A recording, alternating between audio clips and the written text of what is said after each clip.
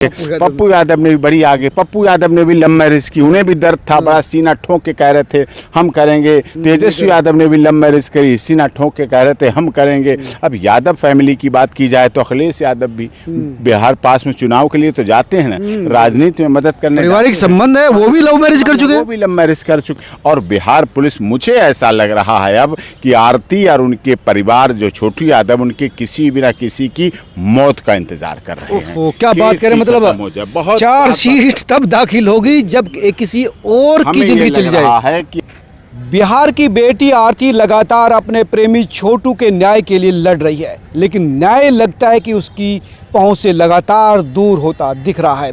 Police जांच वहीं की वहीं सिमटी है, चार्जशीट अभी तक दाखिल नहीं हुई है।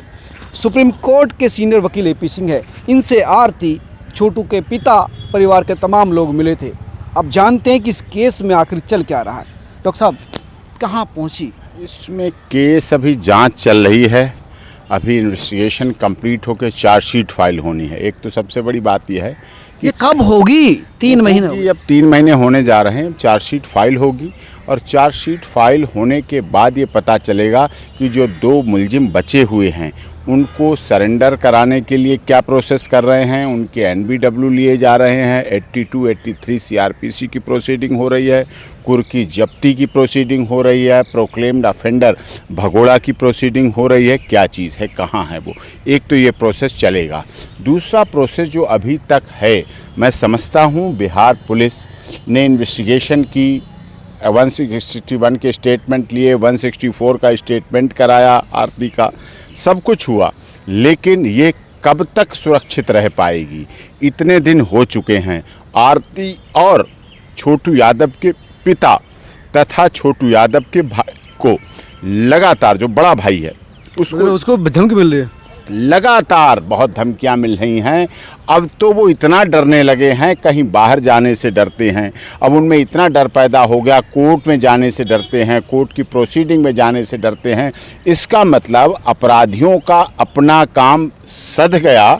जो उन्हें डराना चाहते थे, जो धमकाना चाहते थे, जो उनके ऊपर मौत का साया मंडराना चाहते थे, वो कर लिया है। और बिहार पुलिस हाथ पर हाथ रखे बैठी है आरती यादव की सुरक्षा को लेके, आरती छोटू यादव के पिता और भाई को लेके, माँ को लेके। कहीं कोई, अब उनका एक लड़का तो मारा गया, आरती विधवा के रूप में उनके घर पे रह रही है। पढ़ी लिखी लड़की थी, पढ़ा लिखा लड़का था, भविष्य बहुत अच्छा था, योग्यता के आधार पर अच्छे भविष्य के रूप में सिंगर और गायक के रूप में बन के काम करना चाहते थे।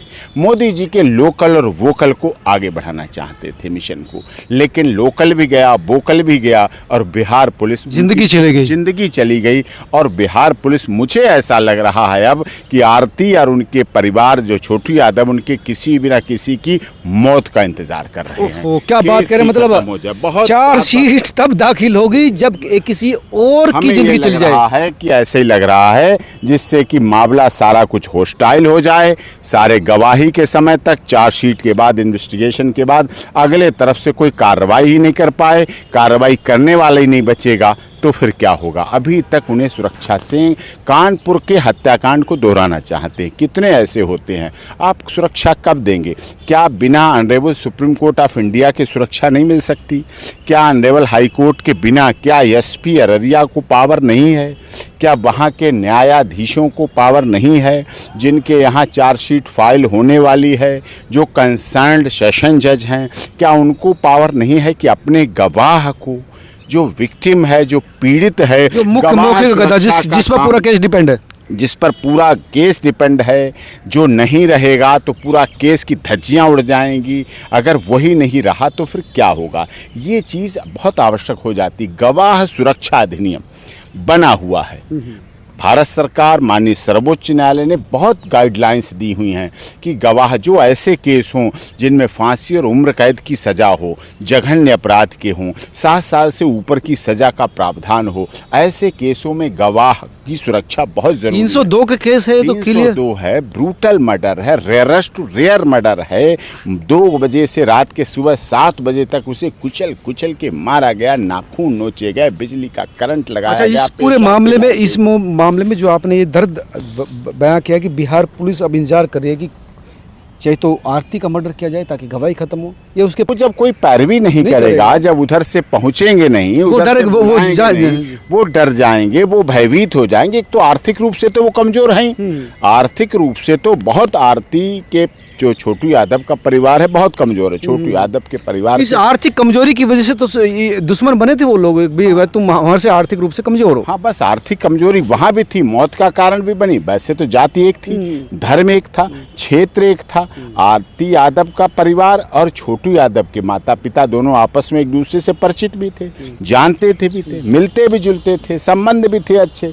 लेकिन आर्थिक गरीबी उस समय भी उन्हें ले डूबी, और अब भी गरीबी उनके ट्रायल में भी आएगी, और उनकी गरीबी उनके जीवन के लिए अभिशाप बनी जा रही है, बन चुकी। सरकार को कहाँ तो एक तरफ सहयोग देना चाहिए था, आर्थिक सहयोग देना चाहिए था छोटू यादव के परिवार को, आरती को नौकरी की बात करनी चाहिए थे। बिहार में इतनी नौकरियां निकाली, अब मिले वो किससे? तेजस्वी यादव से भी मिल लिए, बिहार के उप मुख्यमंत्री से मिल लिए। युवा जोश, युवा तुर्क, युवा जोश, युवाओं की बात नहीं सुन पा रहा है।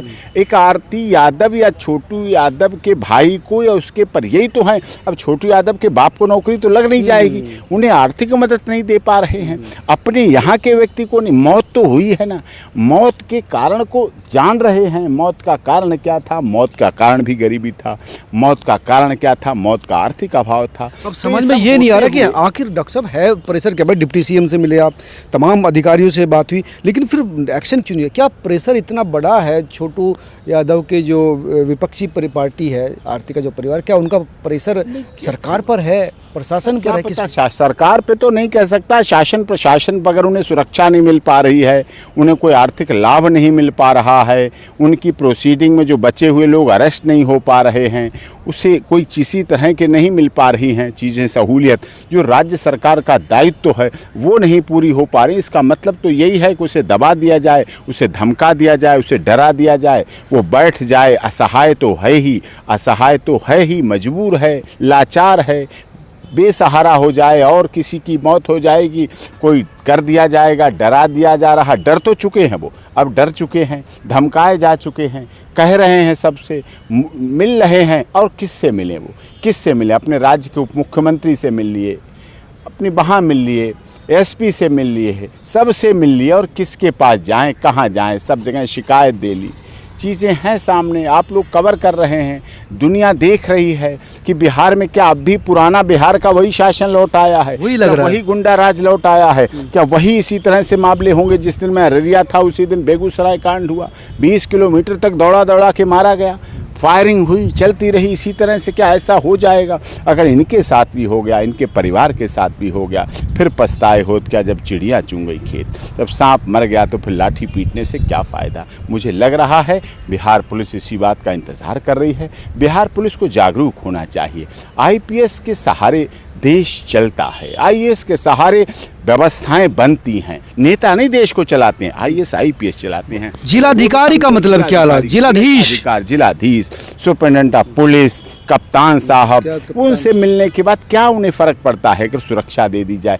क्या उन्हें फ़र्क पड़ता है अगर उनकी आर्थिक स्थिति सही हो जाए, थोड़ी सुधर जाए?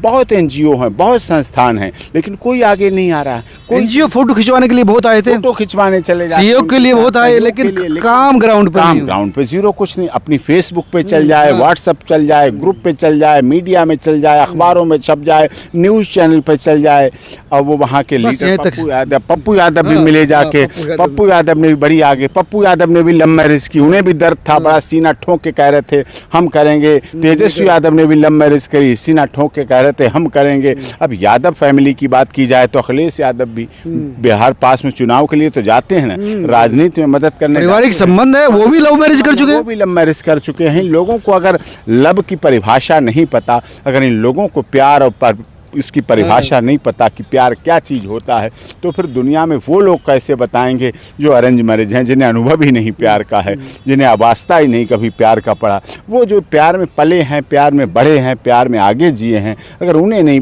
तो अपना प्यार मिल गया। इस लड़की ने जो अपने जो प्यार की मौत पर जो लड़ रही है उसको न्याय भी नहीं मिल रहा। बिल्कुल, उसके साथ अन्याय हो रहा है, अनजस्टिस हो रहा है पूरी तरह से। ये विडंबना है, देश भी है, शासन भी है, सरकार भी है, जिलाधिकारी भी है, एसपी भी हैं, पत्रकार भी हैं, मीडिया भी है, न्यूज़ चैनल भी हैं, एनजीओ भी हैं, सामाजिक संगठन भी हैं लोग, और सब हैं। पूरे देश विदेश में आर्थिक तंगी का भी सामना कर रहे हैं, न्याय भी नहीं मिल पा रहा है, सुरक्षा भी नहीं मिल पा रही है।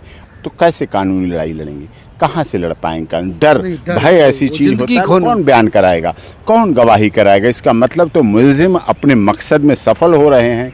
मुलजिम का यही मकसद है, बैठ जाएं, ये टूट जाएं, ये आगे न कर पाएं, प्रोसीडिंग न कर पाएं, कार्रवाई न कर पाएं, यही वो चाहते हैं, यही उनका उद्देश्य है। फिर उनकी बेल हो जाएगी, बेल होने के बाद फिर धमकी शुरू हो जाएगी, फिर धमकाना शुरू हो जाएगा, फिर तो वो कुछ भी हो सकता है, कुछ भी हो सकता है। इस तरह ऐसी चीज़ों को पुलिस प्रशासन को, कोर्ट को, बिहार कोर्ट को, पटना हाई कोर्ट को स्वतः संज्ञान लेना चाहिए ऐसे मामले में, कि वो इस पर सीधे सीधे कार्रवाई करें। दिक्कत ये है ना डॉक्टर साहब, मेन स्ट्रीम मीडिया तो इसे छाप ही नहीं रहा, सबसे बड़े ना भाई कोर्ट, वहाँ का मीडिया, हम लोग इसको उठाए हुए हैं मामले को। आप लोग उठाए हुए हैं, आप लोगों का देखा जाता है, सब लोग देखते हैं, आपसे जुड़े हुए हैं, भावनात्मक रूप से जुड़े हुए हैं, सभी समझ रहे हैं कितना बड़ा प्रकरण हुआ, अररिया प्रकरण हुआ, सबने बात उठाई है, सबने कहा है। हमारी चिराग पासवान जी से बात हुई, हमने उनसे भी उस बात को रखा।